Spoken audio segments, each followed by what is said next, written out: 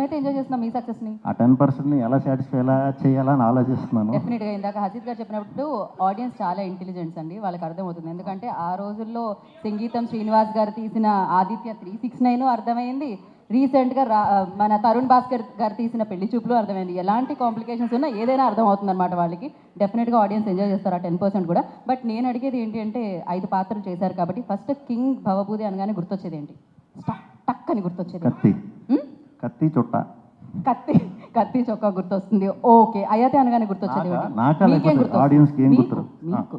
మీరు చేశారు కాబట్టి. నెక్స్ట్ అయాతి అనగానే మీకు ఏం గుర్తొస్తుంది? ఏయాతి అనగానే పాన్ పాన్ పాన్ గుర్తొస్తుంది. ఓకే, దాని తర్వాత ఎస్ఐ భవభూతి అంటే ఏమొస్తుంది? పొట్ట. అది మాకు అక్కడ చూడండి, అక్కడ వేరే గుర్తొస్తుంది. అంటే అవన్నీ అంటాం సింపులే, అవి పెట్టుకున్నప్పుడు ఎప్పుడు తీసేస్తామా అని ఎక్కువ గుర్తొచ్చేది అనమాట. విభూతి అంటే? విభూది అంటే ఒక అమ్మాయి, బట్ అమ్మాయి గుర్తొచ్చేది అంటే ఒక చాలా అది నేను విభూతి క్యారెక్టర్ అంతా కూడా నిజంగానే అదో ట్రాన్స్లో చేసేసానండి. అది నేను నిజంగానే బయట కూడా ఈశ్వరుడు భక్తుడిని, సో శివభక్తుడిని నేను బయట కూడా.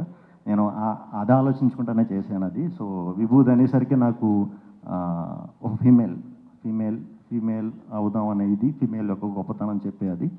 సో ఒక అమ్మాయిగా ఆడది కనిపిస్తుంది, ఆడితనం గుర్తొస్తుంది. ఓకే, సింగ అంటే ఏం గుర్తొస్తుంది? మనోళ్ళు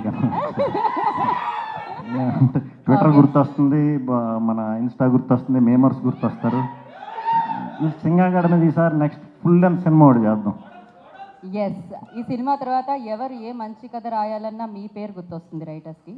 అండ్ ఖచ్చితంగా. So thank you so much Vishnu గారు, వన్స్ అగైన్ కంగ్రాచులేషన్స్. అయితే ఇందాక మీమర్స్కి టైం ఇచ్చాం మేము.